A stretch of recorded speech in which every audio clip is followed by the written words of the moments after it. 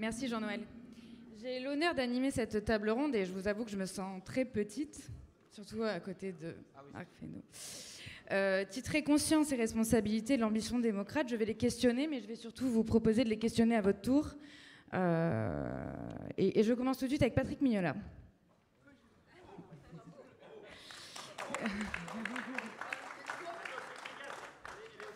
Alors Patrick Mignola, vous êtes député de Savoie et président du groupe Mouvement démocrate et démocrate apparenté.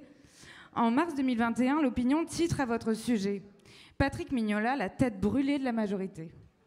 Le Figaro ensuite, en mai 2021, le bulldozer du Modem au Palais Bourbon. On vous reprocherait presque d'être honnête et par votre honnêteté, votre liberté. C'est ce que disait ici même en 2018 celui que vous avez succédé, Marc Fesneau. Nous sommes libres et loyaux. Et parce que nous sommes vraiment libres, nous sommes vraiment loyaux. Était-ce votre ambition, Patrick Mignola, de démontrer, même avec de nombreuses sensibilités au sein d'un même groupe, qu'il était possible de parler d'une seule voix ?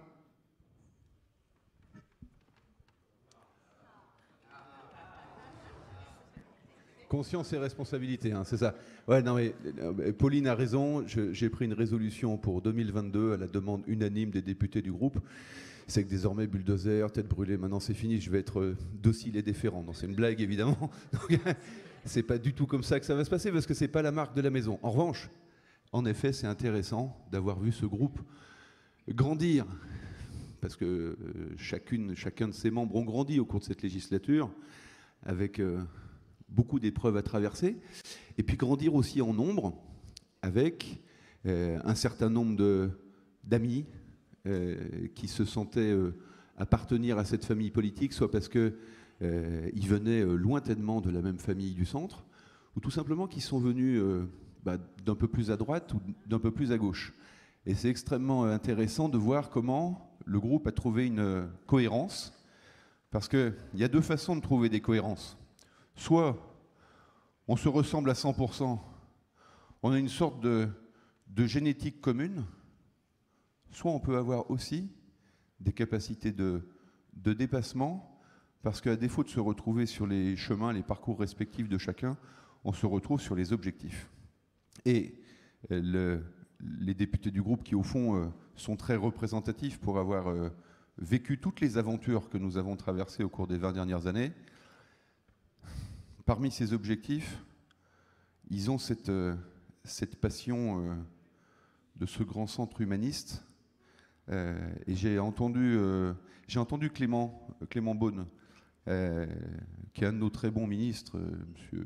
Fesneau, Mme Gourault, Mme Dariussec, Mme Elimas, Mme El Haïry, au sein de nos amis de LREM, dire qu'au fond, on était le parti de la raison. C'est vrai, parce qu'on peut avoir parfois des oppositions déraisonnables. On l'a vécu cet été. Quand on a voté le pass sanitaire, c'était extraordinaire de voir à quel point nos oppositions se comportaient de façon irresponsable. Et on avait le Parti socialiste qui écrivait un avis au Premier ministre et qui votait exactement l'inverse de son avis quand il arrivait dans l'hémicycle. On avait LR qui est arrivé à faire voter son groupe parlementaire à l'Assemblée nationale à l'inverse de ce qu'avait voté le groupe parlementaire de LR au Sénat. Et donc, effectivement, il y a de la raison. Mais il n'y a pas que la raison. Il y a aussi une très grande passion.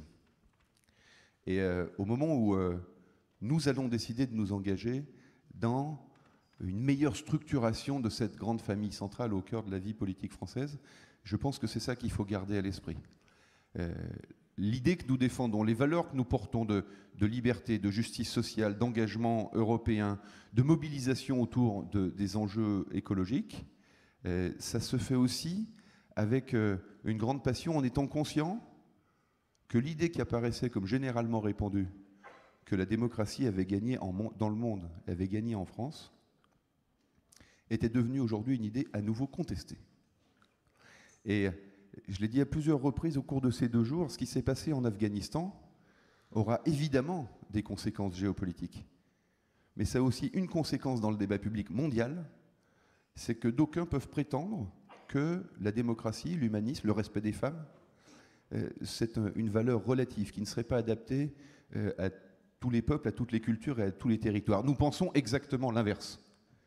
Nous pensons que ce combat, non seulement c'est un combat politique pour nous, mais c'est un message universel de la France au reste du monde. Et au moment où on va présider l'Union européenne à partir du 1er janvier prochain, ce combat-là, il vaut pour le monde, il vaut pour l'Europe. Et ne vous y trompez pas.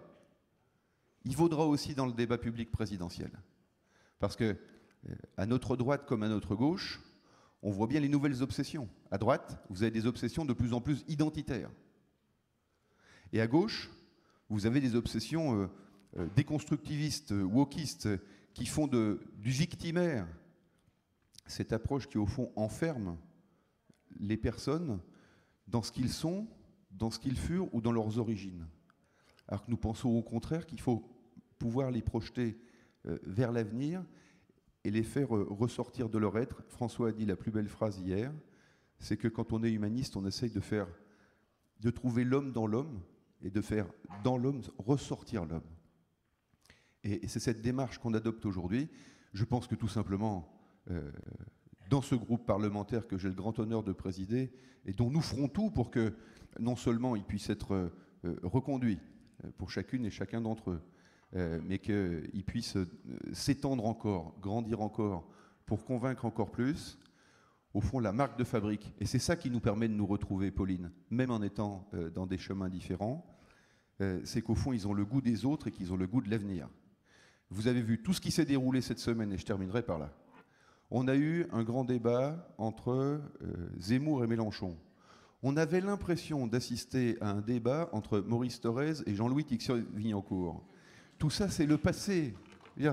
Ils se querellaient d'ailleurs sur le passé. On avait l'impression qu'ils parlaient autant que les moins de 20 ans ne peuvent pas connaître, c'est-à-dire ceux du pacte de Varsovie. C'est pas comme ça qu'on peut faire de la politique. Et si vous regardez ce qui se passe dans nos oppositions dites républicaines, à droite et à gauche, les seules idées qui sont ressorties de cette séquence des primaires, ce sont au fond les programmes de Nicolas Sarkozy et de Ségolène Royal de 2007. Et nous, on n'a pas envie de cette forme de retour vers le futur. Quand vous regardez d'ailleurs la décision qui a été prise hier par nos concurrents de LR, d'organiser une primaire, mais refermée sur eux-mêmes, comme s'ils avaient peur du peuple. Et une primaire dite de la droite et du centre. On sait ce que c'est avec les LR que la droite et le centre. Hein. C'est la droite triomphante et le centre couché. C'est précisément pour ça qu'on s'était engagé auprès de François Bayrou depuis tant d'années. Mais là, c'est même pas le centre couché, c'est le centre absent.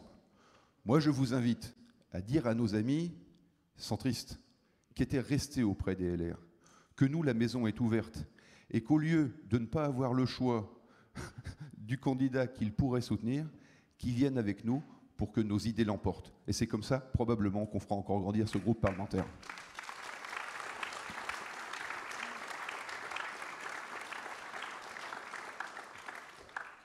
Merci Patrick. Jacqueline Gouraud. Bonjour. Vous êtes ministre de la Cohésion des territoires et des relations avec les collectivités territoriales.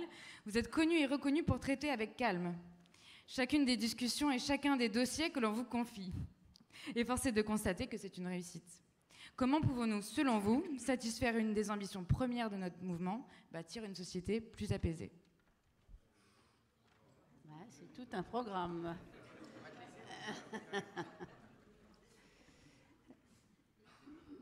Une société plus apaisée, c'est vraiment, effectivement, un objectif que nous devons tous rechercher, parce que nous savons bien qu'il y a beaucoup d'inquiétudes, qu'il y a beaucoup d'interrogations dans notre société, et notamment vis-à-vis du monde politique et des institutions et des autorités en général.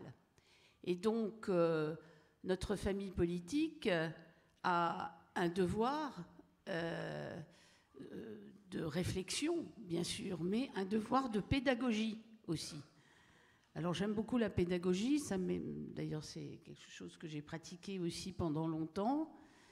Et je pense que notre pays a besoin aussi et nos concitoyens, et à commencer par les élus également, locaux, a besoin à la fois d'entendre et d'écouter et de transmettre à à nos citoyens. En effet, on est dans un monde où le populisme, c'est-à-dire, au fond, l'arrangement avec la vérité, l'arrangement avec la conscience et la responsabilité, puisque c'est le titre de cette table ronde, est vraiment malmené. Nous avons des responsables politiques qui peuvent aussi, à longueur de journée, dire des contre-vérités sur les médias avec, je dirais, une certaine morgue, puisqu'ils savent bien que ce qu'ils disent est faux, mais qui entraîne et qui tire la société vers le bas. Donc nous, notre famille politique, je crois, se situe exactement dans la démarche inverse, c'est-à-dire que nous avons un devoir de toujours expliquer, dire la vérité, tirer vers le haut, et aussi avoir, je dirais, un comportement, c'est très important, un comportement, une manière d'être qui permet à nos concitoyens de retrouver la confiance et la conscience de la vérité, de ce qui se passe dans notre société. Et dans la mission qui est la mienne au ministère de la Cohésion des Territoires, c'est un combat quotidien d'expliquer aux élus locaux que la France est un pays dans lequel les grandes réalisations se sont toujours faites dans l'alliance entre les collectivités territoriales et l'État. Je l'ai déjà dit hier d'une autre manière, dans un autre cadre, mais je crois que c'est quelque chose de très important. Et donc, lutter contre le populisme, c'est quand même une de nos missions essentielles. Et rassembler toutes les familles du centre qui partagent cette vocation, c'est quelque chose de très important. Alors, tout à l'heure, Patrick a raconté ce qui s'était passé dans la décision par LR de se refermer pour choisir leur candidat aux élections présidentielles. Moi, j'y vois, et on en parlait avec François hier soir, avec Marc, etc., j'y vois un grand intérêt, au-delà de leur bêtise, qui montre leur fermeture d'esprit. C'est que peut-être enfin, on n'entendra plus parler d'un parti qui représente la droite et le centre, puisqu'ils ont verrouillé eux-mêmes, ils ont fermé à clé leur maison, et ils ne pourront plus dire, après avoir rejeté ceux de nos ex-amis qui s'étaient laissés tenter par le fait de rallier une majorité d'alors, eh bien, je crois qu'aujourd'hui, le grand avantage, parce qu'il faut toujours trouver des avantages aux fautes des autres, c'est que, au fond, les centres, et que nous cherchons à rassembler depuis si longtemps, vont, je pense, être libérés. Je pensais à certains de nos petits camarades, ça doit leur faire drôle, ils doivent se poser des questions. Je ne sais pas s'ils ont réagi depuis hier, parce que j'ai un peu dormi, moi, cette nuit. Mais je pense que c'est une grande évolution de notre vie politique. Et je dois dire, je ne sais pas si c'est le fait des annonces de François Bayrou et de Richard Ferrand hier qui les a tympanisés, je ne sais pas. Mais en tout cas, il est certain qu'ils ont là, au fond, fait un geste ou pris une décision qui, au fond, leur ressemble depuis toujours et qui montre que ce qu'ils ont essayé de faire depuis longtemps, c'était un mirage et que c'était simplement la volonté de faire disparaître le centre dans notre pays et d'avoir cette alternative binaire qu'ils ont toujours recherchée entre, je dirais, la droite et la gauche classique. Eh bien non, c'est pas ce que nous voulons. la conscience de ce que nous sommes, puisque au fond c'est ça, la conscience de ce que nous sommes nous oblige, je dirais, à dire aujourd'hui que ce que Emmanuel Macron a réalisé par son élection en 2017 et ce que nous allons continuer à faire dans notre vie politique et à construire dans notre vie politique, notre responsabilité devant les Français, enfin conscience et responsabilité, c'est indissociable. À partir du moment où on a conscience de ce que nous sommes, qu'on a conscience de l'état de notre pays, notre responsabilité, eh bien, c'est bien celle de construire le grand centre. Je vous remercie. Merci.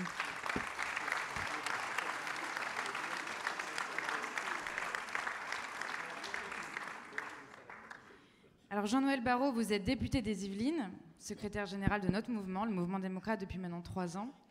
Le président François Bayrou l'a dit lors de l'ouverture de notre université, un parti politique est un courant philosophique, une vision du monde qui ne ressemble à aucune autre. Vous êtes en quelque chose le chef d'orchestre qui, avec beaucoup de cœur, associe l'ensemble de nos militants, cadres et universitaires à une réflexion sur les valeurs et la pensée démocrate. Alors Jean-Noël, ma question est simple, qui sommes-nous ? Alors c'est vrai que quand j'étais petit, mon rêve c'était de devenir chef d'orchestre, mais je remercie François de m'avoir permis, à défaut d'être secrétaire général, et de pouvoir, avec toute l'équipe qu'on a remerciée tout à l'heure, organiser cette université de rentrée. Qui sommes-nous ? Ben, nous sommes les démocrates. Et si nous traversons terres et mers pour nous retrouver chaque année à Guidel, c'est parce que nous croyons à la force de ce grand courant démocrate qui irrigue avec constance la vie politique française. Et oui, on nous a longtemps catalogués comme des modérés, des indécis, le filet d'eau tiède, le centre mou, le grand méchant mou. Mais ce que nous disons, au contraire, c'est que le projet que nous portons est radicalement différent de celui des autres familles de pensée de la vie politique française. Notre vision de l'homme et de la femme comme un être de raison, de conscience, un nœud de relation qui, par l'exercice de la responsabilité, de la liberté, accède à l'émancipation qui est la finalité de toute action publique, et à la gauche qui, prisonnière de la tradition marxiste, se donne comme seul horizon l'égalisation des conditions matérielles, nous disons, nous, que les aspirations humaines sont multiples et qu'il faut tenir compte de cette complexité pour concevoir de bonnes politiques. À une droite qui s'est construite par accumulation de sédiments bonapartistes, conservateurs, néolibéraux, et qui est bien à la peine aujourd'hui, nous disons que la vitalité démocratique repose sur la qualité des liens que les citoyens tissent entre eux au sein de communautés vivantes, et que le pouvoir doit être déconcentré, qu'il doit être partagé, qu'il doit être réparti, et qu'il doit être installé là où il est exercé avec la plus grande justice et la plus grande efficacité, que ce soit vers les collectivités locales ou que ce soit vers l'Europe. Et cette autre solution, pour citer l'un de nos grands classiques, cette autre solution a été défendue avec ardeur par une longue chaîne d'esprits visionnaires convaincus qu'une autre voie est possible, un autre projet de société, ce que nous appelons le projet démocrate. Alors, on va nous dire aussi, tout ça, ce sont des paroles, des mots, toujours des mots, encore des mots. Mais il suffit de se retourner quelques instants sur notre histoire pour s'apercevoir de l'ampleur des avancées et des conquêtes que notre courant a apportées à la France. La politique familiale, l'IVG, les APL, la liberté de l'enseignement, la construction européenne, la moralisation de la vie politique, l'intéressement et la participation, toutes ces réalisations, ce sont les nôtres et elles témoignent de ce que ce grand courant a apporté à notre pays.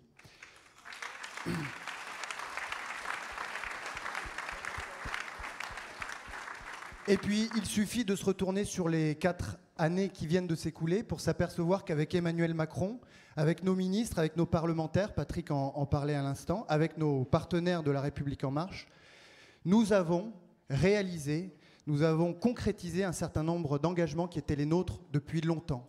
Premier texte de la législature, la loi sur la moralisation de la vie politique portée par François Bayrou. Dans la foulée, la réforme de l'apprentissage, le dédoublement des classes, la priorité donnée à l'éducation.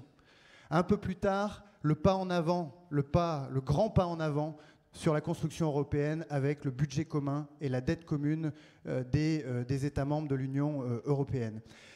La participation citoyenne dont Marc Fesneau est le premier ministre, si je puis dire, le premier ministre de la participation citoyenne. Et on pourrait citer aussi le nouvel acte de décentralisation que nous allons examiner et qui sera porté par Jacqueline Gouraud au Parlement. Toutes ces réalisations, jusqu'en 2017, étaient nos espérances. Eh bien, sous ce quinquennat, elles seront devenues réalité. Alors évidemment, nous pensons que notre projet ne s'arrête pas là, qu'il est en quelque sorte inachevé, et nous continuerons à nous battre pied à pied pour un renouveau démocratique qui garantisse le pluralisme, qui renforce le poids du Parlement.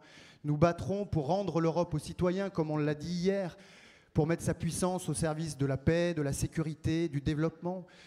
Nous plaiderons pour une écologie humaniste, on en a parlé vendredi, pour un modèle de développement qui donne les mêmes opportunités à chacun. Et puis, nous défendrons toujours toutes les solidarités à tous les âges de la vie, le soutien aux familles, la préservation de notre système de retraite et la question du grand âge. Et pour que ces idées-là, pour que nos idées restent au pouvoir, si je puis dire, en 2022, puis en 2027, puis en 2032, puis en 2037, et ainsi de suite, le moment est sans doute venu de rassembler les forces démocrates éparses et d'unifier ce grand courant de la vie politique française. Et c'est pourquoi l'appel de François Bayrou prend tout son sens aujourd'hui. Et c'est pourquoi la décision de notre Conseil national vendredi de faire un pas en avant dans cette direction est une nouvelle importante pour notre famille politique. Et c'est pourquoi nous espérons, cher Stan, qu'à son tour, La République En Marche, dans les jours qui viendront, va faire un pas dans cette direction.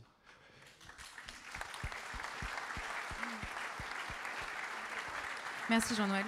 Parce que j'en finirai là, ce qui nous divise est évidemment bien plus petit que ce qui nous rassemble. Et ce qui nous rassemble, ce sont les idées sur l'homme, les idées sur la démocratie, les idées sur le monde. Et comme on le dit à Pau, les idées mènent le monde.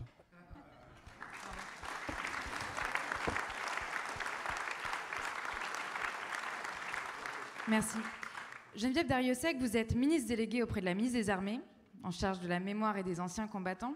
En juillet 2020, vous avez déclaré à la presse « L'histoire doit être dite telle qu'elle s'est passée, elle ne se refait pas, et à une part de tragique et d'injustice, il faut la connaître. » N'est-ce pas cette vérité de fait qui fait de vous une vraie démocrate ? Il ne connaissait pas les questions. Alors là, franchement, elle est pas mal. Elle ne m'avait pas du tout dit que ça se passerait là. Oui, je crois que... Moi, ce qui m'intéresse dans ce que je fais dans ce gouvernement, c'est toute la partie mémoire. Et Pauline en a dit un mot. Et la mémoire, elle ne s'arrête pas à la mémoire des conflits, les mémoires des combats. Je pense qu'il y a la mémoire des territoires aussi. Il y a la mémoire des gens, des hommes et des femmes qui habitent sur nos territoires. Et je suis frappée dans les différents déplacements, dans les lieux, tous les endroits où j'ai pu aller depuis 4 ans et demi. Je suis frappée par à la fois cette diversité, la diversité de la France, la diversité de ses identités en définitive, la diversité de son patrimoine, que ce soit un patrimoine, j'appelle ça un patrimoine culturel, que ce soit un patrimoine de pierre bien sûr, mais un patrimoine environnemental, un patrimoine linguistique, un patrimoine qui concerne l'art de vivre, le mode de vie, et en définitive un patrimoine très humain, les hommes et les femmes qui habitent dans nos campagnes, dans nos villes, dans nos différents départements. Et je vois bien quelle est la difficulté. Alors moi, je suis dans un sud-ouest où il y a souvent des manifestations qui parlent de tradition, de patrimoine, d'art de vivre. Et d'incompréhension du reste des élites par rapport à ces situations de vie sur nos territoires. Je crois que notre grand enjeu, d'abord nous, les démocrates, je crois d'abord que nous sommes respectueux. Nous sommes respectueux des hommes et des femmes. Nous sommes respectueux de leur vie, de leur histoire, de leur mémoire. Et ça, c'est très, très important. Et nous ne sommes ni démagogues, parce que c'est facile de faire de la démagogie sur ces terrains, ni populistes, parce que c'est encore plus facile pour cliver les situations. Et le grand enjeu que nous allons avoir dans les... On a parlé beaucoup de fractures territoriales entre la ruralité et les villes et les métropoles. En fait, ce sont deux mondes qui ne sont pas si différents que ça, mais ce sont deux mondes qui ont besoin de se respecter les uns les autres, d'apprendre à se connaître et qui ont besoin surtout d'une attention particulière. Donc comment en définitive, notre enjeu va être important. Comment en définitive, quand on nous parle tradition, quand on nous parle de certaines cultures locales qui sont plus que centenaires, qui sont même très très anciennes, comment très simplement tenir compte de cette identité qui est importante pour les populations sur ces territoires et comment faire en sorte que nous avancions tous dans l'évolution sociétale, la modernité et que chacun sente qu'il est à sa place et qu'il garde sa place. Et ça, c'est un vrai enjeu parce que les crispations territoriales qui se font jour ou qui existent depuis bien longtemps, elles sont souvent liées à ce sentiment de déconsidération et ce sentiment d'irrespect par rapport à certains modes de vie ou à certaines situations locales. Donc nous avons cet enjeu qui est un enjeu en définitive très, très simple, qui peut se résumer en une chose. J'en parlais un petit peu hier soir avec les jeunes dans le débat que nous avons eu hier soir. C'est tout simplement comment faire nation, et comment faire nation avec toutes nos diversités, en respectant ces diversités et en les faisant avancer vers un objectif qui est un objectif fort, c'est un objectif démocratique, c'est-à-dire que nous avons en fait une perle dans nos mains, c'est notre démocratie, notre République, avec ses valeurs, avec tout ce qu'elle entraîne comme, je veux dire, comme véritable avancée, ça a été une grande avancée pour l'humanité. Et quand je regarde ailleurs, si on se compare, on se rassure.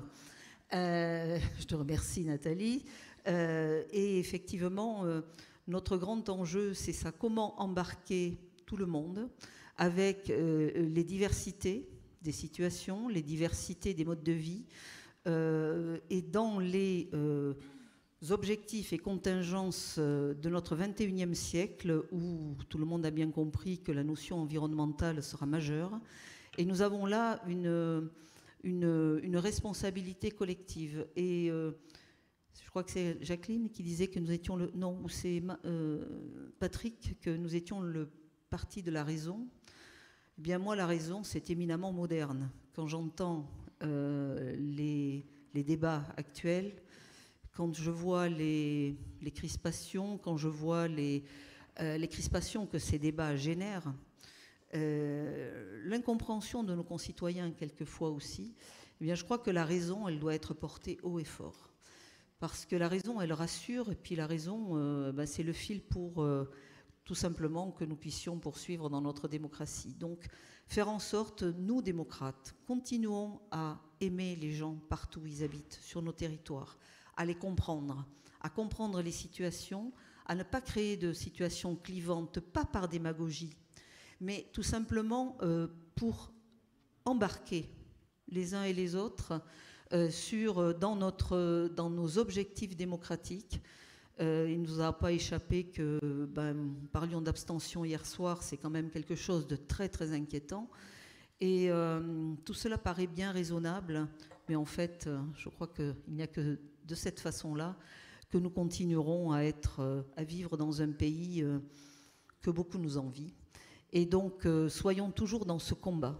Et ne perdons jamais de vue que les hommes et les femmes, où qu'ils soient, où qu'ils habitent, doivent avoir toute notre attention, et quel que soit leur mode de vie.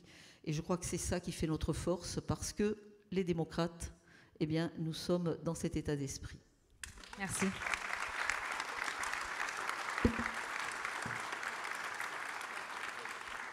J'ai beaucoup de chance d'être assise à côté de Marc Fesneau, mais Marc Fesneau a de la chance d'être à côté de moi. Il a pu lire ma question. C'est important que vous le sachiez. C'est une vieille habitude, je n'étais pas un très bon élève. Marc Fesneau, vous n'êtes inconnu de personne, mais il me revient de rappeler que vous êtes ministre chargé des relations avec le Parlement et de la participation citoyenne. C'est, si j'ose dire, le ministère rêvé pour un démocrate.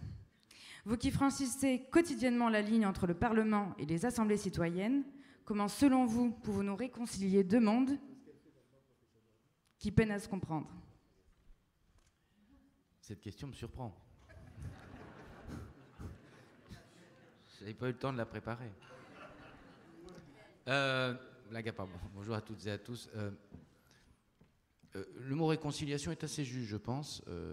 Pourtant, c'est pas deux mondes, c'est la même chose. Et une démocratie, c'est un tout. C'est des représentants qu'on élit, au niveau national et au niveau local d'ailleurs.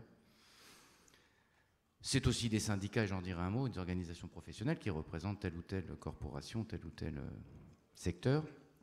Et puis c'était des citoyens, mais tout ça est un tout. Et c'est vrai qu'on s'est peu à peu construit le sentiment, en tout cas vis-à-vis du monde politique, mais finalement, à mon avis, pas que vis-à-vis du monde politique, que le monde politique d'abord ne représentait pas les citoyens, au sens premier du terme. C'est que les gens ne reconnaissaient pas dans leurs représentants des gens qui étaient issus de leur rang.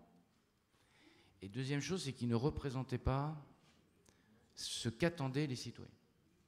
Et cette fracture, elle est creuse, elle s'est creusée, et elle est très compliquée à résorber pour, à mon avis, plusieurs raisons. La première, c'est que je pense qu'il faut qu'on essaye en permanence, parce qu'on est dans un monde qui est extrêmement complexe, où les décisions qu'on prend sont extrêmement complexes, et donc les nécessités d'explication de ce que nous faisons sont beaucoup plus grandes.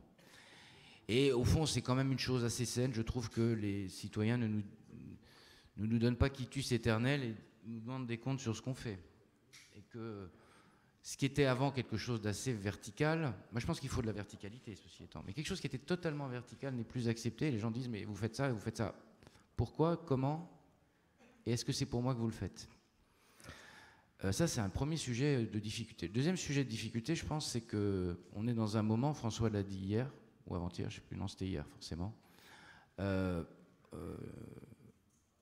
où tout est ébranlé, tous les systèmes sont ébranlés, et ce qui faisait aussi le fondement d'une décision publique, c'était la raison, la science, le process qui a amené à la prise de décision est battu en brèche, qui fait que c'est très difficile de prendre une décision quand on a face à soi ou à côté de soi ou des citoyens qui remettent en cause même le fondement de ce pourquoi on prend la décision. Comment vous pouvez... Heureusement, c'est assez marginal en France, mais je ne pense pas que ce soit tant marginal que ça, et à mon avis, ça montera d'ailleurs. Comment vous voulez parler et œuvrer pour le réchauffement, pour lutter contre le réchauffement climatique, quand il y a des gens qui pensent que ça n'existe pas? Parce qu'évidemment, par nature, le fondement même de la première décision que vous prenez, elle est battue en brèche par des gens qui disent que ça n'existe pas.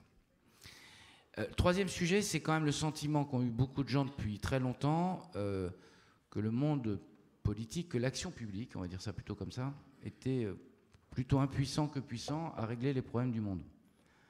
Parce que dans l'espace monde, le sentiment qu'on était trop petit, et c'est là qu'à mon avis l'Europe a toute sa place et doit prendre toute sa plénitude, parce que c'est dans cet espace-là qu'on retrouve sa puissance.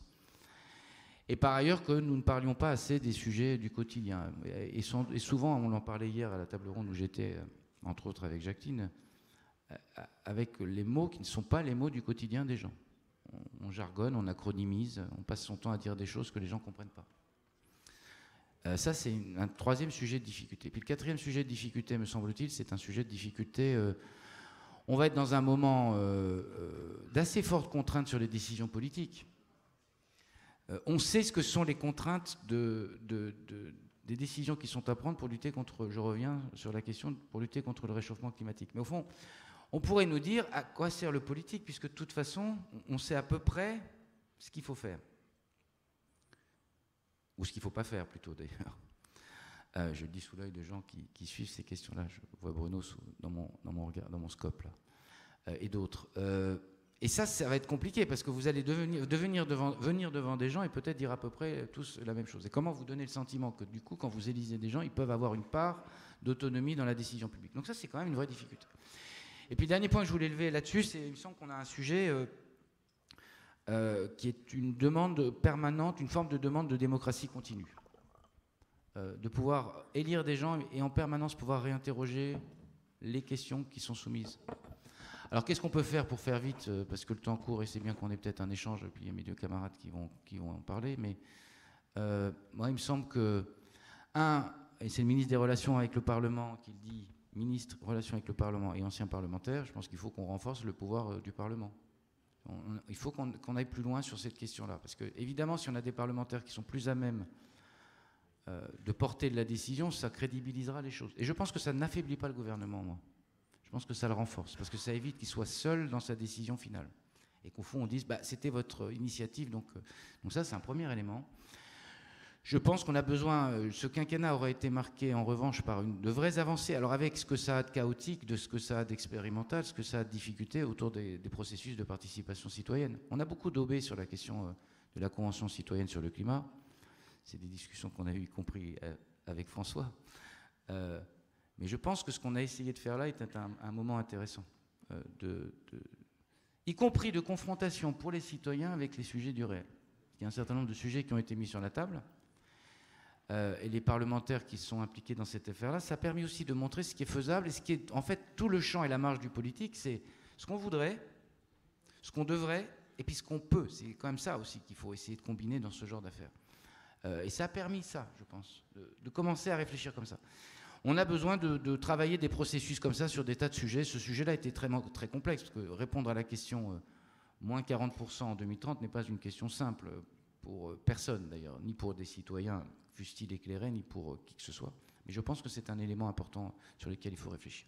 Et puis la question est d'essayer de trouver des formes, et tout le monde cherche, dans beaucoup de pays, on cherche au niveau local, au niveau national, mais en rappelant une règle assez simple pour moi, c'est au final, c'est le politique, celui qui a été élu pour le faire, qui prend une décision. Parce que sinon, ça ne peut pas être une œuvre, ce dialogue et cette frontière que parfois certains entretiennent, ça ne peut pas être une œuvre qui soit une œuvre de démolition de la démocratie représentative. Parce qu'à la fin, si on démolit la démocratie représentative, je pense qu'on démolit la démocratie. C'est aussi simple que ça. Donc on a besoin de nourrir la démocratie représentative d'un dialogue avec les citoyens qui passe, par exemple, par des process de démocratie participative. Mais je suis certain que ça passe aussi par le fait de renforcer. Ça ne peut pas être une œuvre pour saper la démocratie représentative. J'entendais Jean-Luc Mélenchon expliquer que le process qui pouvait être le référendum révocatoire, c'est-à-dire que tous les 6 mois, ou à tout moment, on peut dire d'un élu, je le renvoie parce que je ne prends pas des décisions. C'est l'inverse de la décision publique, de faire ça. Parce qu'en continu, quand on prend des décisions publiques, ce n'est pas forcément populaire. Et donc si à chaque fois qu'un élu prend une décision impopulaire, on le met sous la menace, je ne parle même pas des affaires juridiques qui sont une deuxième, à mon avis, un deuxième sujet du cadre dans lequel nous évoluons. S'il est sous la menace de l'impopularité, alors je sais ce qui va se passer, c'est l'immobilisme, et à la fin, c'est la loi du citoyen le plus fort, c'est-à-dire la violence qui s'exprime. Donc voilà ce que je sens. Moi, j'étais pas, je le dis très honnêtement, comme l'autre qui faisait de la prose sans le savoir, je faisais sans doute un peu de participation citoyenne sans le savoir.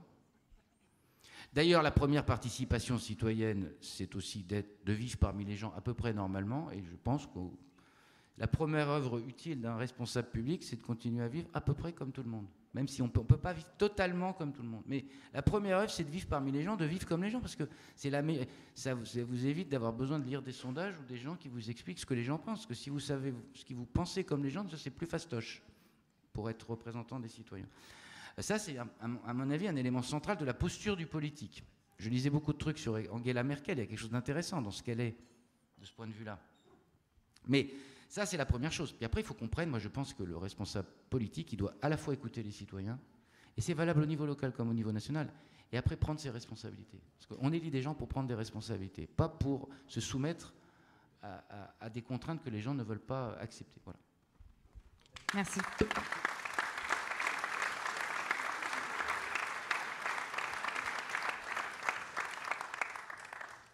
Merci, mais il fallait suivre les notes. Alors Nathalie Elimas, vous êtes secrétaire d'État chargée de l'éducation prioritaire. J'avais une question pour vous. Mais avant de monter sur scène, je vous ai demandé qu'est-ce que le mouvement démocrate et quel était le plus grand combat du mouvement démocrate, et vous m'avez dit la famille. Elle n'était pas dans ma question, donc je vous laisse en parler librement et vous avez vos 5 minutes. Merci Pauline. Oui, c'est vrai, famille, au mouvement démocrate, on vous aime. D'ailleurs, c'est un sujet qui est dans notre ADN, qui a été porté, défendu par François. Ça a fait l'objet d'un rapport l'année dernière à l'Assemblée nationale. J'ai été soutenue largement par mon groupe, par le parti, par mon président de groupe, par mon ancien président de groupe, en ce sens.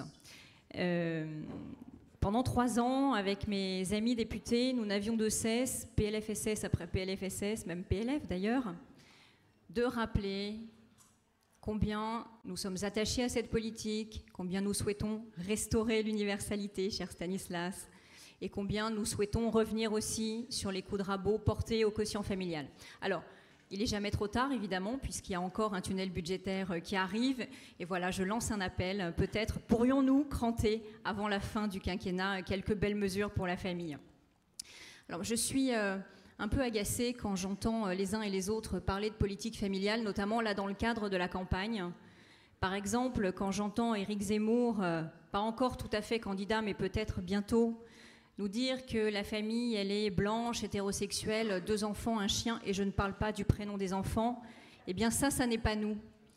Quand j'entends la droite dire « Ah oui, Elimas, elle a rendu un rapport, mais de toute façon, c'est un rapport de droite », non, la famille n'est pas préemptée par la droite.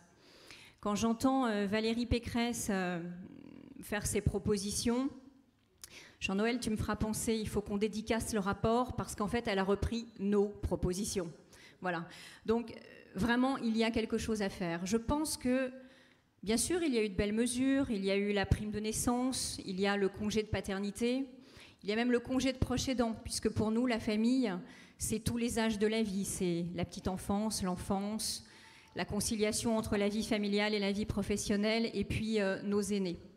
Donc oui, il y a eu ces mesures, mais je crois qu'il faut aller encore plus loin. Je regardais une étude récemment selon laquelle les Français ne sont pas en colère, ils ont besoin d'être rassurés. Eh bien, je crois qu'il faut donner confiance aux familles. Et nous avons vraiment les moyens de le faire. En tout cas, je pense que c'est le moment et qu'il faut vraiment que nous nous saisissions de ce sujet, de cet enjeu, et que nous portions haut et fort nos propositions. Alors, on l'avait fait dans le rapport, Jean-Noël, on avait notamment évoqué des mesures fiscales. On ne va pas s'abreuver de chiffres, mais simplement pour se rappeler que les 2 coups de rabot qui ont été portés au quotient familial par les deux précédents présidents de la République, eh bien, c'est un coup pour les familles moyennes et même la tranche basse de cette classe intermédiaire qui a perdu à peu près 790 € de pouvoir d'achat. Voilà un sujet.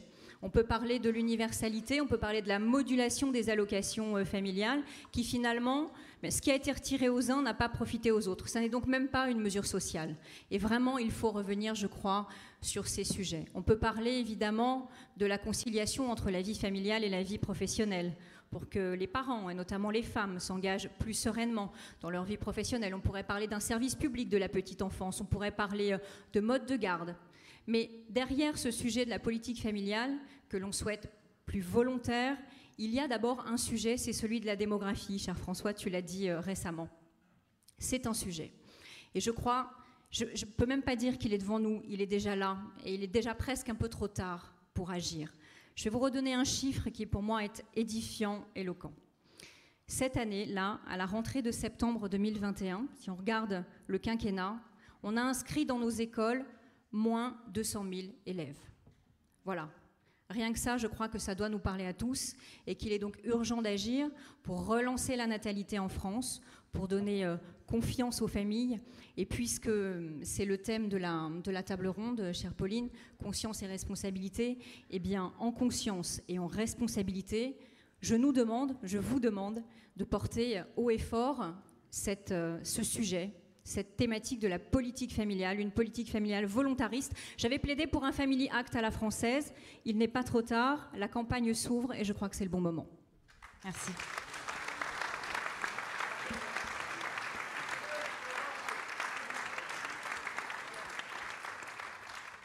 Vous m'accorderez la dernière question à Sarah El Haïry, qui est secrétaire d'État chargée de la jeunesse et de l'engagement, mais aussi porte-parole de notre mouvement. Et ta voix porte, Sarah.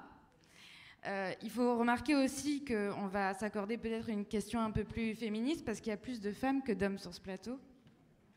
Il faut le souligner.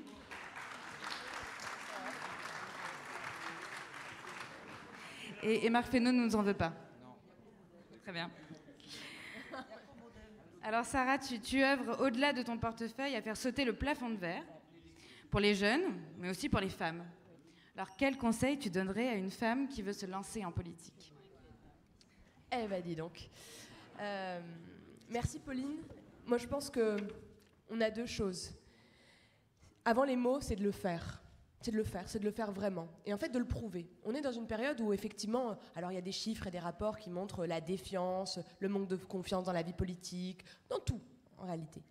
Et donc, pour casser ces plafonds de verre, il faut montrer l'exemple. Et c'est Marc qui parlait d'exemplarité, de comment tu prouves que ce que tu dis, c'est vrai. Et aujourd'hui, je crois que c'est un des gros combats, un des grands combats. Dans notre famille politique, en fait, on le fait. La preuve, tu as commencé en disant il y a plus de femmes sur ce plateau, en tout cas sur cette tribune à ce moment-là. C'est vrai, c'est concret. Il y a 3 générations, c'est concret. Mais au-delà de ça, si on regarde, on a passé 3 jours ensemble, et finalement, en discutant, on se retrouve dans nos combats. On est des militants, on est des bâtisseurs. Donc on n'accepte pas ce plafond de verre, quel que soit le chemin, quelle que soit l'histoire. On est un des seuls mouvements qui n'est pas monocolore. Ça veut dire quoi très concrètement ? Ça veut dire qu'on vienne d'un territoire plus rural ou d'un territoire plus urbain, qu'on vive en centre-ville ou dans un quartier, qu'on soit finalement très éclairé, très lettré, ou qu'au contraire, eh bien, on ait le goût de l'engagement associatif, de la mission locale. Ben, on a notre place ici. Et nos échanges le prouvent. Qu'on soit un passionné d'Europe parce qu'on l'a vécu, parce qu'on y fonde nos espoirs, ou parce qu'on adore ces institutions et la démocratie et le projet qu'elles portent, on a notre place. Et tu vois, ce plafond de verre, on le casse d'abord si on prouve que c'est possible. Dans notre pays, et je crois que c'est le combat de François, tu le dis et tu le répètes, jamais tu accepteras que dans une cour d'école, et tu l'as encore dit hier, eh bien on regarde quelqu'un, on lui dit tu n'as pas ta place, ou tu n'es pas français. Alors même que les discours les plus nauséabonds sont en train de prendre de l'ampleur dans notre pays. Alors même que et la droite et la gauche nous divisent, essayent finalement d'alimenter cette colère, cette méfiance. Ça pue, ça sent pas bon. Parce que c'est pas notre histoire. Parce que fondamentalement, c'est pas...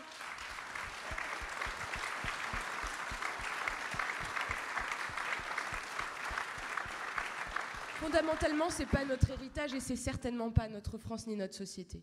Et donc, pour casser ces plafonds de verre, on est des démocrates, des humanistes, il faut de la rencontre.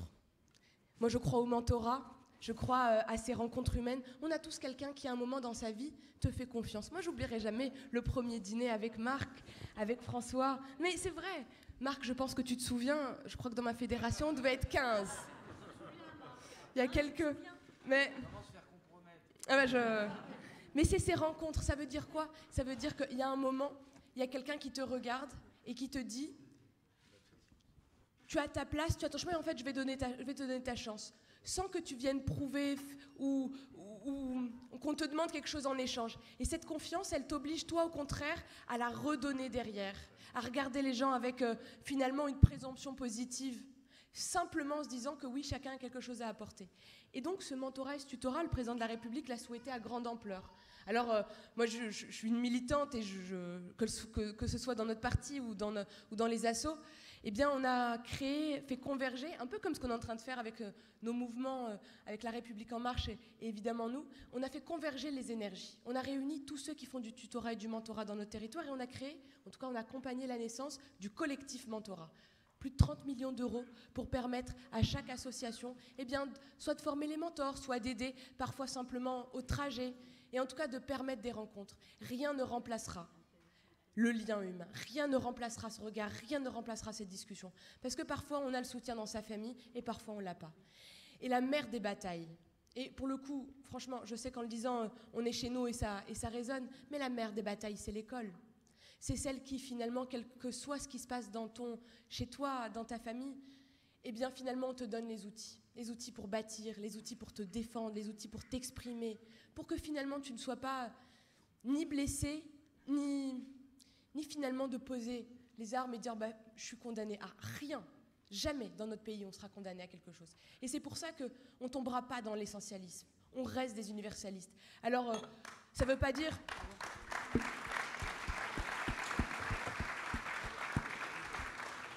Ça ne veut pas dire que tout est parfait. Oui, on a des sujets qui méritent d'être bousculés, d'être dits. C'est pour ça que nous, on ose conscience et responsabilité. On met les mots. On évite, on n'a pas de tabou. Oui, il faut parler de cette discrimination. Bien sûr, il y en a.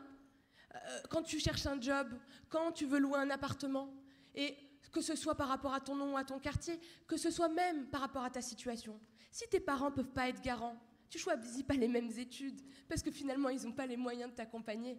Et donc, du coup, parfois, tu mens. Et hier, la table de la discussion, c'était un témoignage assez honnête. Une jeune fille qui dit, moi, j'ai un CDD, alors j'ai menti, j'ai dit que j'étais étudiante pour pouvoir louer. Face à ça, c'est quoi notre promesse? C'est de permettre à chacun juste d'être pleinement ce qu'il est et de ne pas avoir peur.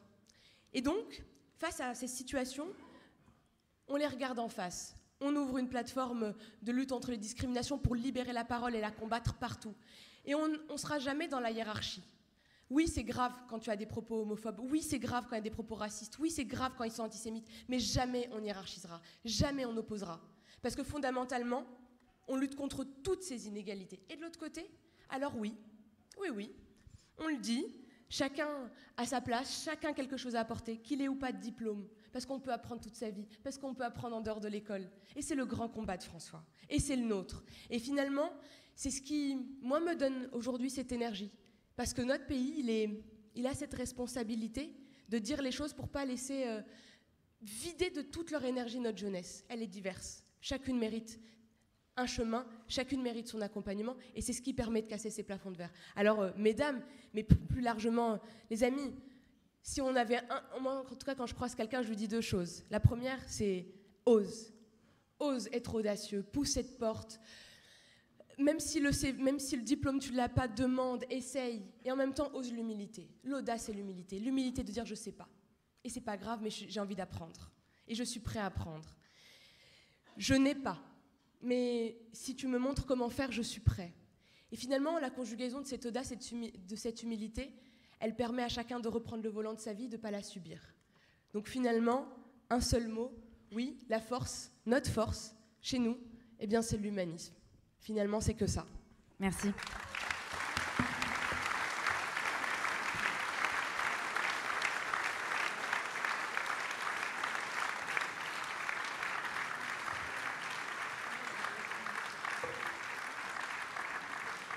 Je vais à présent vous proposer de poser vos questions à nos personnalités.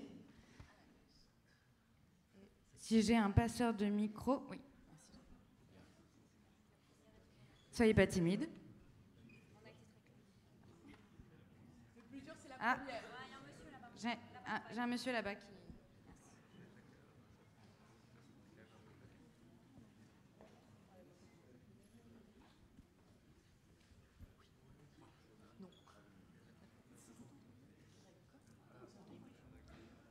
Je vous remercie de nous avoir donné la parole. Je me présente, je m'appelle Faharidine Samsoudine de Bordeaux. Nous sommes honorés d'être parmi vous aujourd'hui. Pour moi, ce n'est pas une question, mais c'est juste pour donner une définition de ces mots qui sont marqués sur le tableau. Conscience et responsabilité, l'ambition démocrate. Pour nous, cela veut dire un triangle conscrit dans un cercle. Et les trois points du triangle commencent par l'émotion, la raison et la prise de décision. Ensuite, si vous nous permettez de donner la définition de démocratie. Pour nous, démocratie est un pacte. Qu'est-ce qu'un pacte? C'est un accord ou une convention solennelle mise en place pour préserver la raison humaine. Merci beaucoup. Merci.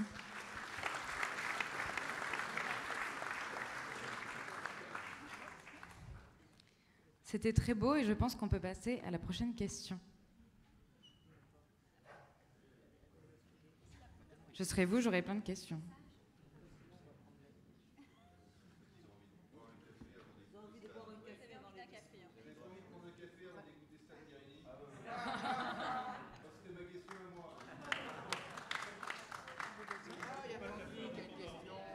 Tanguy a une question.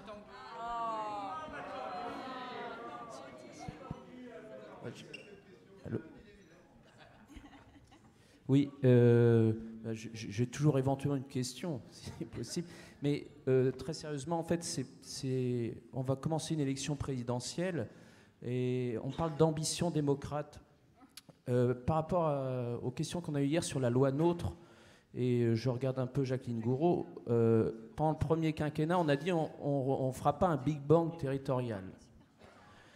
Est-ce que le moment n'est pas venu pour l'élection présidentielle de revoir la loi NOTRe, de rééquilibrer les territoires et de donner plus de poids aux régions et pas aux métropoles, et en redonnant, peut-être en révisant la carte des régions sur un plan démocrate et territorial, c'est-à-dire des régions qui sont cohérentes d'un point de vue historique, géographique et culturel? Est-ce que ce n'est pas le bon moment pour le faire dans un deuxième quinquennat éventuellement?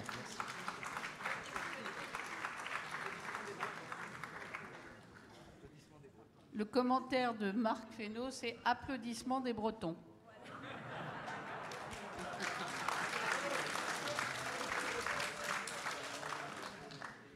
D'abord, pour répondre à ce que tu viens de dire, non.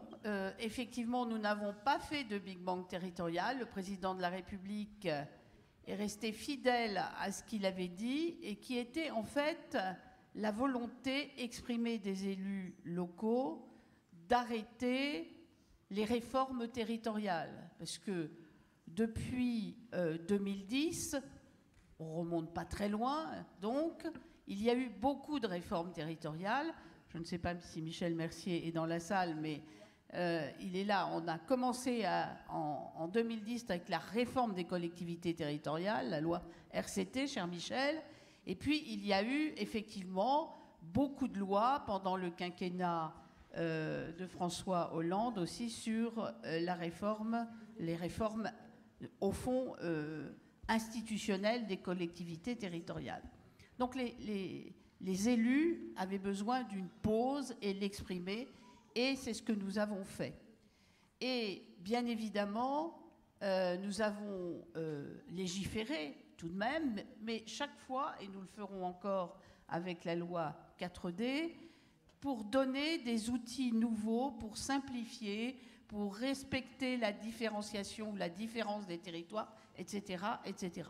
Mais naturellement, et pour avoir eu déjà quelques discussions avec le président de la République, on sait bien qu'il y a des choses qu'il faut faire évoluer. Et ce que j'ai entendu, alors, tu parles de la loi NOTRe. La loi NOTRe, elle a une qualité et un défaut. C'est qu'on met tout sur le dos de la loi NOTRe. Il n'y a pas eu que des mauvaises choses de décider dans la loi NOTRe, notamment les clarifications des compétences qui, d'une manière générale, étaient souhaitées.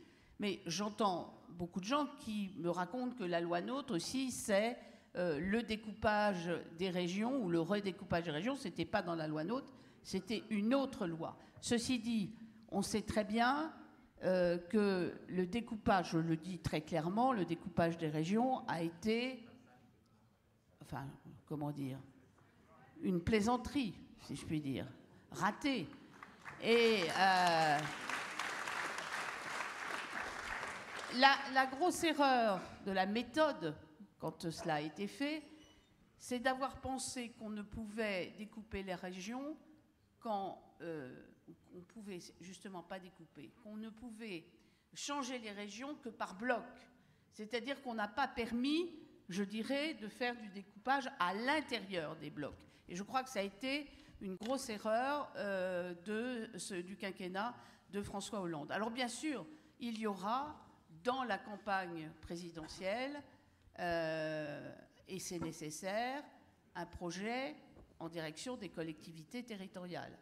Et je crois que tout ce que nous avons fait pendant ce premier quinquennat nous servira, bien sûr, pour construire une réflexion et se projeter dans l'avenir avec des idées que les élus attendent, toujours les mêmes, hein, c'est-à-dire des idées de simplification, des idées de liberté locale, des idées aussi de responsabilité. C'est bien conscience et responsabilité, parce qu'il faut aussi que les élus ou les collectivités locales se sentent responsables aussi de la mission qui est la leur sur les territoires. Le président de la République le dit souvent, il y a une tendance à toujours demander plus de compétences pour les collectivités territoriales, mais ces compétences, elles ne peuvent s'exercer et se comprendre que s'il y a aussi la responsabilité des compétences qu'on vous a données. Donc, conscience et responsabilité. Merci. Merci.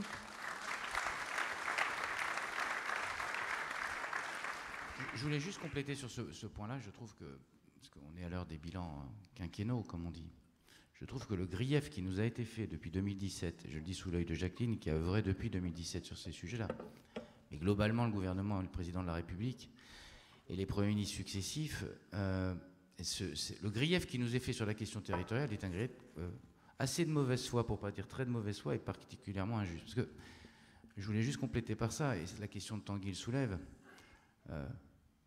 Le sujet, et ce n'est pas délié des questions d'ailleurs d'appropriation par les citoyens du sujet. Le vrai sujet pour moi, comment dirais-je, de mépris à l'endroit des territoires, il a été posé le jour où on a décidé de découper des régions sur un coin de table, un dimanche soir, avec plusieurs versions de cartes, et avec un mépris absolu de ce qu'était l'histoire, la culture, les traditions des territoires. Je ne vais pas me faire donner la leçon par des gens qui ont fait ça, non pas pour des contingences de ce qui était historiquement vécu comme tel le parcours des régions et de leurs territoires. Quand vous regardez le découpage du Grand Est, quand vous regardez le découpage de l'Occitanie, enfin, il y a quand même un certain nombre de régions de la Nouvelle-Aquitaine. On a fait une violence au territoire et à ce qu'était leur histoire qui est très forte. Et la deuxième chose qu'on a fait, c'est qu'en plus on a produit de l'identitarisme, on a surproduit de l'identitarisme local, parce que dans ce sentiment de nier l'identité territoriale, dans les grandes régions, on a fait ressurgir, parfois assez durement, je pense au Grand Est, mais pas qu'au Grand Est, des identités qui étaient très compliquées. Alors la Bretagne n'a pas subi ça au moins, puisqu'elle a une identité forte. Alors elle aurait une identité tellement forte qu'elle pourrait avoir envie de s'étendre à l'ouest. Et la région Centre-Val de Loire aurait envie de s'étendre à l'est, pardon, et la région Centre-Val de Loire aurait envie dès lors de s'étendre à l'ouest. Et Bretons et gens du centre pourraient faire œuvre commune. Mais je pense que quand même, il y a beaucoup de citoyens qui ont très mal vécu cette affaire-là. Et il y a beaucoup de gens qui ont eu le sentiment, quand vous êtes habitant de Guéret et qu'on vous dit votre capitale de région c'est à Bordeaux, il ne faut pas s'étonner que les gens après aient le sentiment que le centre de décision, le lieu de décision est éloigné. Et donc je ne me ferai pas donner la leçon par ces gens-là. Hein. Et je ne me ferai pas donner la leçon non plus par ceux qui, c'est la loi, je crois, RCT, ont à marche forcée parfois, font des choses autour des intercommunalités, là aussi en ne tenant pas compte de ce qu'était la réalité des territoires, et puis ceux qui, dans le quinquennat précédent, ont pris 13 milliards. Vous voyez, il y a quand même un moment, il va falloir qu'on repose des choses sur les questions territoriales. Je pense que la question centrale, et Jacqueline l'a dit, c'est il faudra réinterroger la question des régions assez pacifiquement. Et là, je pense que le meilleur moyen, c'est de revenir, ça fait le lien à ce que j'ai dit tout à l'heure, c'est le meilleur moyen, c'est de réinterroger les citoyens. Enfin, pas de les réinterroger, de les interroger. En faisant une chose incroyable, c'est une fois qu'ils auraient pris une décision, c'est qu'on la respecte. Ou alors, il ne faut pas les interroger. Mais il y a des moyens, parce que je pense qu'on n'y reviendra que si ça s'est manifesté par une volonté territoriale. Sinon, on ne reviendra pas sur le découpage des régions. Et donc ça, c'est un élément, à mon avis, qui est important dans nous. Et deux, je pense qu'il faut qu'on soit tous adultes et qu'on assume la question de conscience et responsabilité. C'est-à-dire que j'en ai un peu assez qu'on nous dise tout le temps, et moi, je peux le dire, parce que ça fait 26 ans que je suis conseiller municipal et maire, donc j'ai le droit de le dire, ce qui est d'ailleurs d'une injustice crasse. Mais enfin, moi, je vais le dire quand même, c'est un moment quand on vous donne des pouvoirs, vous commencez par les exercer. Et après, on discutera du reste. Mais je trouve que cette façon de se déresponsabiliser, quand ça va pas bien, c'est la faute de l'État, et quand ça va bien, c'est grâce à moi. Il y a un similaire, d'ailleurs, avec les affaires européennes qui me choque un peu. Merci. J'ai une question. Deuxième ici.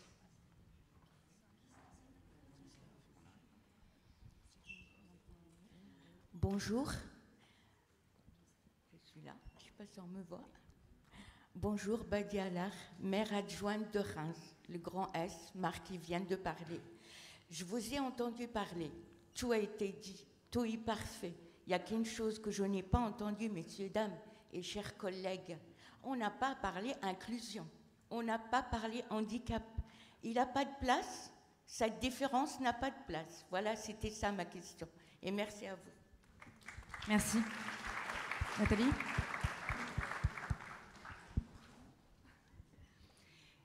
C'est vrai qu'on n'a pas parlé d'inclusion. Il y a beaucoup de sujets d'ailleurs dont on n'a pas parlé parce que finalement on avait assez peu de temps. En tout cas, on peut y revenir si vous voulez à l'école, puisque on y travaille beaucoup à l'école pour rendre notre école de la République toujours plus inclusive. On a beaucoup œuvré, notamment pour mieux accompagner les AESH, pour leur donner un statut, pour leur donner, pour revaloriser leur indemnité. Et puis, de manière générale, dans tous les pans de notre société, on fait en sorte de la rendre toujours plus inclusive. Mais c'est un sujet en entier, finalement, et peut-être faudrait-il y consacrer une table ronde. Et il y a eu des ateliers, me dit Sarah. Mais en tout cas, c'est vrai, ce n'était pas le thème de ce matin. Mais bien évidemment, c'est un grand sujet de préoccupation pour nous tous. Merci. Je ne peux pas vous distribuer le micro à distance, mais je ne sais pas. Oui. Ici. Bonjour, merci beaucoup pour vos prestations, toujours brillantes, et c'est un bonheur de partager cette famille. J'ai une toute petite remarque. Vous connaissez mes dadas et mes sujets fétiches. Pauline, tu as questionné Sarah sur les droits des femmes, enfin sur les femmes. Je retoquerai Patrick, notre cher ami, en lui disant c'est pas le respect de la femme, ce qu'il nous faut c'est le respect des droits des femmes. Et donc je voudrais te remercier, Nathalie. Ah ben Patrick, faut revoir ça mon loulou. Sarah, je voudrais te remercier et nous devons te remercier pour ce que tu as fait pour la protection des enfants. Tu t'es battue comme une lionne sur l'histoire du consentement et sur l'âge. C'est pas réglé. Il faudra y retourner. Et il faudra reprendre le travail. Et sur les droits des femmes, oui, nous pouvons penser que nous sommes dans un pays très conforté sur la place des femmes, mais nous avons une responsabilité à l'international. Et mes amis, sur cette période préélectorale, je voudrais qu'on inscrive et qu'on exige que soit inscrite dans nos projets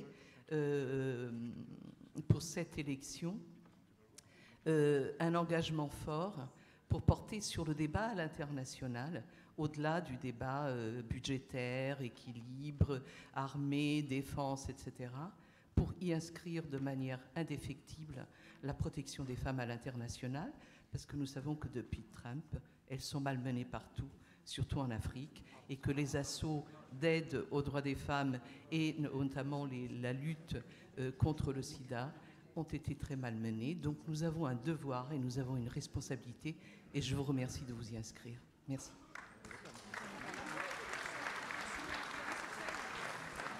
Merci.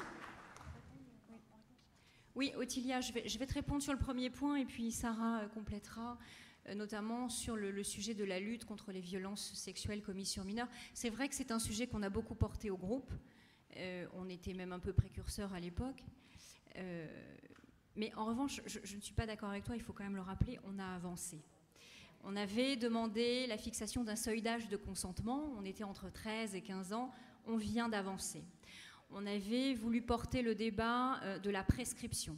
On vient d'avancer notamment avec le sujet de la prescription glissante. Donc il y a encore beaucoup à faire, notamment je pense à l'inceste, et en faire un sujet, un crime spécifique. Mais là aussi, on avance. On vient de mettre en place en ligne une plateforme, des numéros de téléphone. Et d'ailleurs, depuis que c'est en ligne, les témoignages ne cessent d'arriver.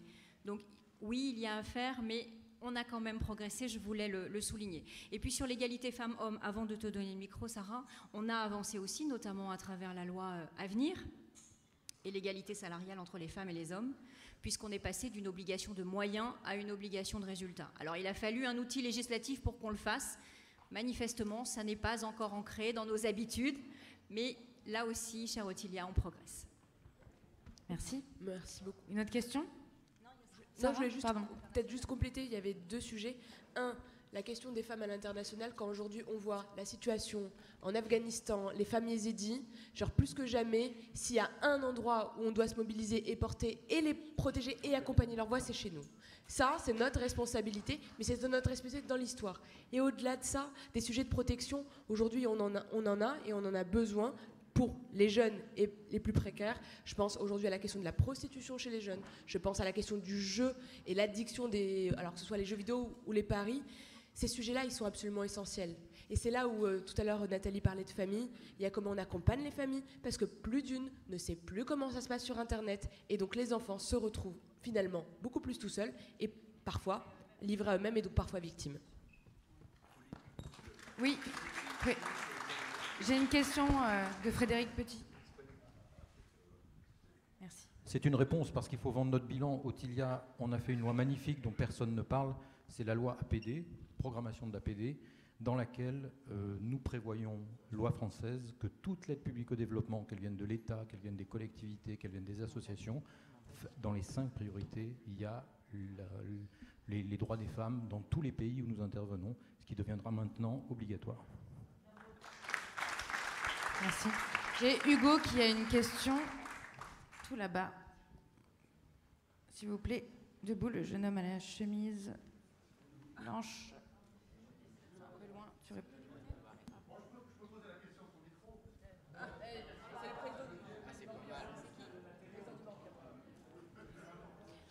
Je prends votre question juste après.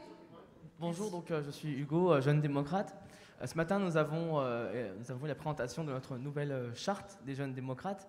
Et je pense que finalement, conscience et responsabilité, est-ce que notre mouvement n'est pas finalement au croisement d'un côté de cette conscience de toujours se remettre en question, de toujours vouloir aller plus loin, toujours pousser finalement les limites de nos enjeux, comme par exemple l'ambition portée avec la loi 4D par exemple tout récemment, mais toutes les lois, que ce sont l'engagement, que ce sont aussi l'engagement des citoyens, et puis également la responsabilité de toujours questionner le citoyen, questionner notre peuple finalement sur ses préoccupations du quotidien. Est-ce qu'on n'est pas, alors en plus en tant que Lyonnais, à la confluence finalement de ces deux enjeux, et surtout finalement à l'heure où les partis historiques restent dans une immobilité presque totale, est-ce que nous, mouvement démocrate, aussi cette dynamique que nous souhaitons porter avec cette maison commune, est-ce que c'est pas finalement aussi tout cela, aussi l'ADN du parti? Merci. Jean-Noël?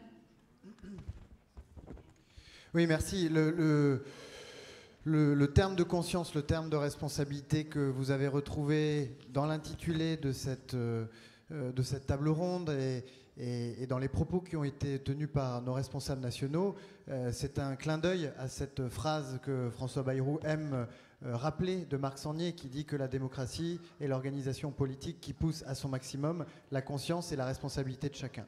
Et je crois qu'effectivement, c'est important que cette charte que vous avez adoptée ce matin, et je félicite les jeunes démocrates d'avoir pris cette initiative, eh bien c'est important qu'elle reflète cette double dimension. La conscience, c'est l'éveil des consciences, c'est-à-dire que nous pensons que les citoyens doivent être pleinement associés aux décisions qui sont prises en leur nom, et que c'est parce que nous les associons qu'ils peuvent ensuite prendre leurs responsabilités, quel que soit leur métier, quel que soit leur engagement, mais aussi comprendre et participer à l'effort de réforme qui parfois suppose effectivement un effort, suppose une vision de long terme. Et quelles que soient les politiques ou quelles que soient les réformes que l'on envisage, il faut toujours, et c'est ce que nous disons, il faut toujours informer, éclairer les consciences pour que la responsabilité puisse suivre. Je rentre pas dans le détail, mais sur l'égalité homme-femme, je trouve qu'effectivement un certain nombre de choses ont été faites, même si le projet, comme je le disais tout à l'heure, n'est pas encore tout à fait achevé. On a eu l'occasion hier, en matière économique, de parler de cet index d'égalité homme-femme qui désormais, dans les entreprises, va permettre d'avancer vers une plus grande égalité salariale.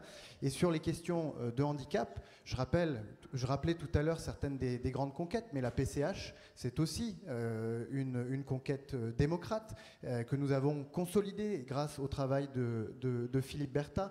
Et c'est un sujet qui a été au cœur de nos discussions bien souvent au groupe, même si peut-être qu'il faut effectivement aller beaucoup plus loin. Et on a eu l'occasion, y compris sur des petites anomalies, d'en parler, puisque vous nous rappeliez tout à l'heure qu'en devenant adjointe dans la ville de Reims, vous avez perdu l'accès à l'AAH. Donc encore beaucoup de scories, beaucoup de choses à corriger pour permettre une pleine inclusion des personnes en situation de handicap. Mais comptez sur les députés du groupe MoDem et comptez sur le MoDem pour porter cette priorité très haut. Merci.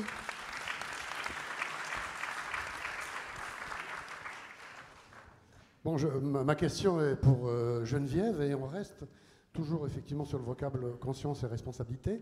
Geneviève, hier, je déposais une gerbe en mémoire d'un certain nombre de soldats de la guerre d'Algérie que la France a oubliés, que la France a maltraités. Et effectivement, ça m'amène à te poser la question à propos de toutes les familles afghanes qui ont servi loyalement la France et qui l'ont accompagnée pendant toutes ces années. Est-ce que tu peux nous dire ou nous promettre qu'aucune de ces familles ne soit oubliée, comme l'ont été effectivement ces soldats dont je parlais tout à l'heure?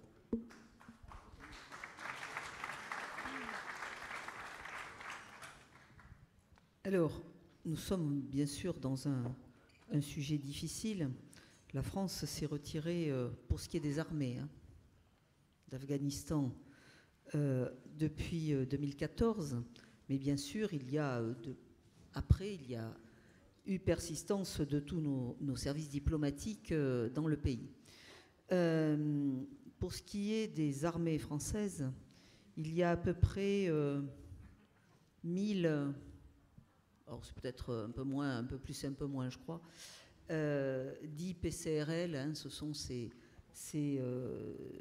hommes et ces femmes qui ont aidé l'armée française à, ils pouvaient être interprètes ou ils pouvaient être au combat pour certains, dans leurs actions de guerre dans le pays. Et donc leur recensement a été réalisé.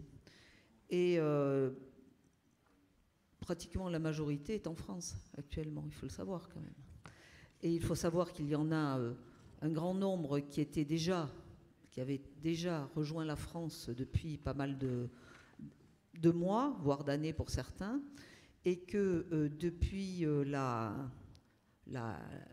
l'accélération liée au désengagement des États-Unis, d'autres ont rejoint la France. Il doit en rester à peu près... Je parle des armées françaises, je ne parle pas des aides, ceux qui ont aidé dans les fonctions diplomatiques.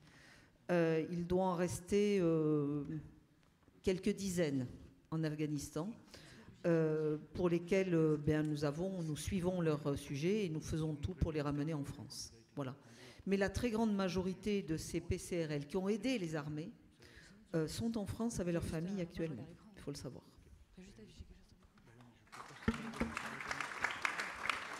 Merci. Notre question ?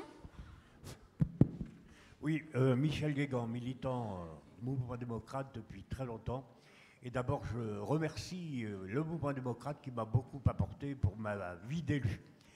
Ma question est la suivante. Après avoir créé avec 4 autres maires la première communauté de communes de France en 1992, en 2016, nous avons créé à 3 communes une commune nouvelle. Et là, je dois dire que ce qu'a dit Marc Fesneau tout à l'heure, c'est que lorsque des élus prennent une décision, ils doivent l'appliquer. Or, la charte qui a été votée à l'unanimité par les 3 conseils municipaux, à la première réunion du conseil municipal de la commune nouvelle, elle a été bafouée.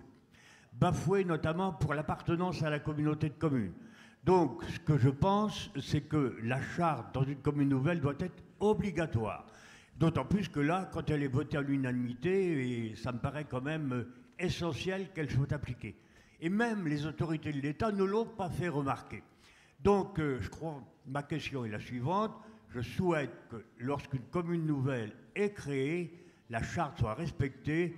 Et d'ailleurs, Michel Mercier a dit que la charte dans une commune nouvelle, c'est la loi. Donc, en l'occurrence, dans la commune nouvelle en question, la loi a été bafouée. La charte ayant été bafouée. Merci. Jacqueline Gouraud.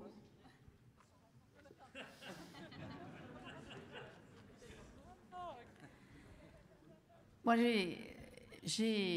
très bien, j'ai entendu, je connais très bien, Michel, la situation de la commune nouvelle de la Chapelle-Carreau, si ma mémoire est bonne. Il y a un sujet, parce que les communes nouvelles, au-delà de la charte et la revendication que tu expliques, je crois qu'il faut expliquer que faire une commune nouvelle, c'est un engagement important, qu'il ne faut pas... C'est effectivement Michel Mercier qui a créé les communes nouvelles en 2010 dans la loi RCT. Et il y a eu ensuite des amodiations qui ont été faites, bien sûr, notamment par Jacques Pélissard, à l'époque président de l'Association des maires de France. Je dis ça à côté de Marc Fesneau qui m'écoute attentivement parce que nous avons toujours beaucoup de débats sur les communes nouvelles. Les communes nouvelles, il faut toujours se dire que ensuite ce sont des nouvelles communes. Je le dis, ça a l'air un peu bizarre mon truc, mais je le dis quand même. Quand on fusionne des communes ensemble, eh ben, on fait une nouvelle commune. Et il y a un laps de temps qui a été permis pour assimiler, pour entrer dans le droit commun, notamment fiscal. Et c'est très intéressant de voir que quand les gens ont les données au départ, bah, il faut aussi les respecter jusqu'au bout. Et parfois, je sens que le mouvement, et c'est assez régulier d'ailleurs, et avec la loi 4D, j'en entends évidemment à nouveau parler, que les gens ont du mal à avoir la conscience qu'ils sont dans une commune nouvelle. Et ils voudraient que, effectivement, c'est assez intéressant parfois de faire les communes nouvelles parce qu'il y a de la carotte. C'est pas Michel qui l'avait mis d'ailleurs. Et qui s'y est opposé. Et parfois, l'opportunité des carottes est quelque chose que les gens voudraient voir ad vitam aeternam. Donc, ça me permet de dire, de passer des petits messages. Réfléchissez bien quand vous voulez construire une commune nouvelle. Il ne faut pas faire de l'opportunité parce que, évidemment, après, on rentre dans le droit commun. C'est très important. Et par ailleurs, alors il y a des endroits où ça a très bien marché. Je pense à un département de l'Ouest comme le Maine-et-Loire, ou je pense aussi à la Manche, où il y a eu beaucoup de communes nouvelles, et ça marche bien.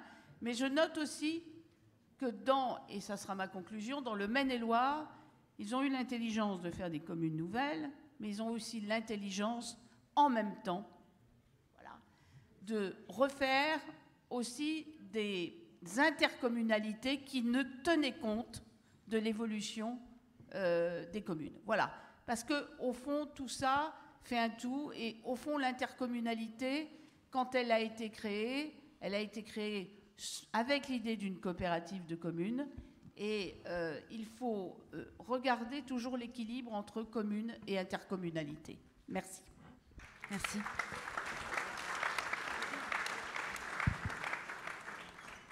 Bonjour, Philippe de Langevia, l'Isère, Savoie, les Alpes, les montagnes. Conscience et responsabilité sont deux mots, je trouve, magnifiques de la langue française. On dit que science sans conscience n'est que ruine de l'âme, mais décision sans responsabilité, c'est vraiment la ruine de la démocratie. Marc le disait tout à l'heure, c'est difficile d'argumenter, de décider quand les gens nient la réalité même du problème, de la question. Tu parlais du réchauffement climatique, mais on peut dire la même chose sur la vaccination, sur la Covid. C'est difficile d'argumenter quand les gens nient la réalité même de la maladie ou des solutions à cette maladie. Et il y a un lieu où tout ça s'apprend, tout ça se débat, tout ça se développe. Ce lieu, c'est l'école de la République. Est-ce que finalement, l'ambition démocrate, c'est pas de replacer l'école de la République au cœur de notre projet, au cœur de notre action? C'est un travail de long terme, mais sans ce travail-là, aucun projet durable qui associe conscience et responsabilité n'est possible.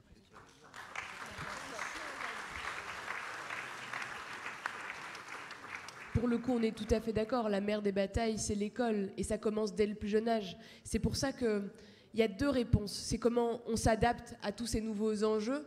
Et donc, comment on réunit des jeunes qui ne se croisent pas avec le service national universel. Des jeunes qui ne se seraient jamais croisés. Parce que leur vie, leur famille, leur lieu d'apprentissage. Comment on remet au cœur également de l'école le chemin du civisme.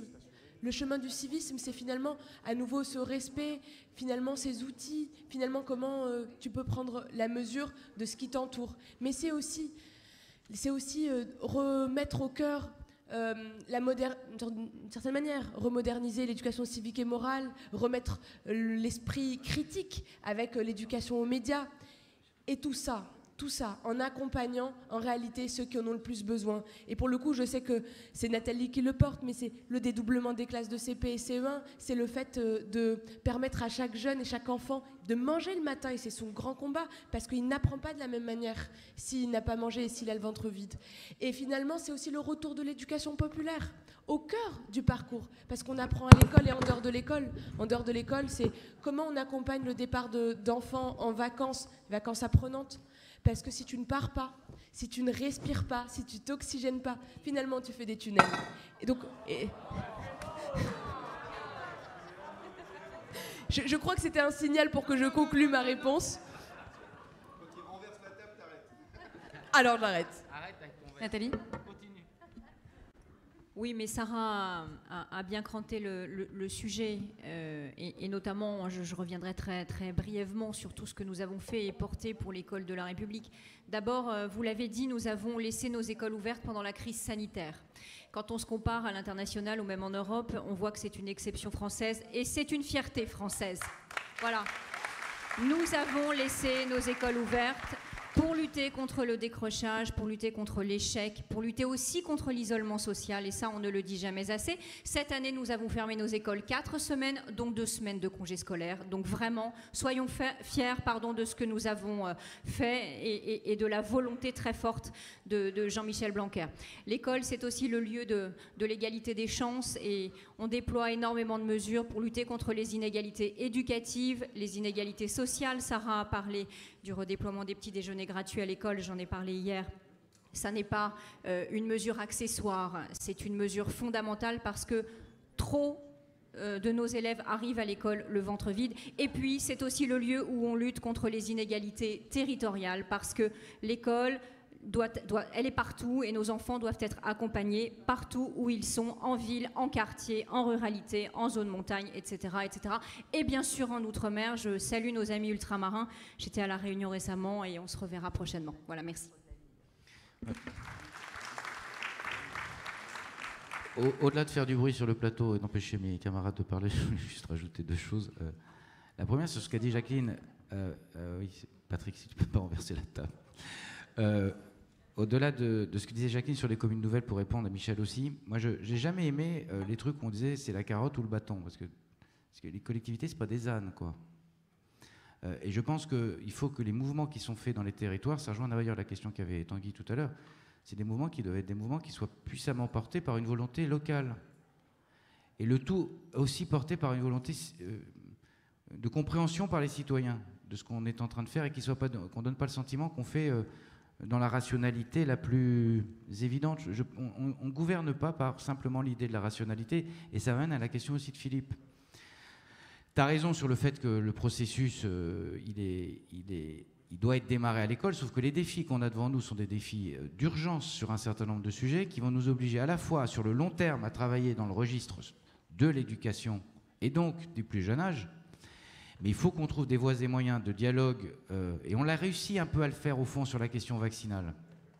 Je rappelle que l'an dernier, à la même date, on était à 70% de gens qui étaient opposés à la vaccination, et qu'aujourd'hui on est à 80% de gens vaccinés. Vous voyez, donc on a quand même réussi des choses. Et donc il faut qu'on soit à la fois sur le registre éducatif beaucoup plus puissant sur plein de choses. Enfin, moi j'ai vu dans la crise des Gilets jaunes, pour avoir fait un des premiers débats avec eux, il y avait Jacqueline Moureau et pas Gouraud, Monsieur Drouet, il y avait plein de gens comme ça sympathiques sur le plateau.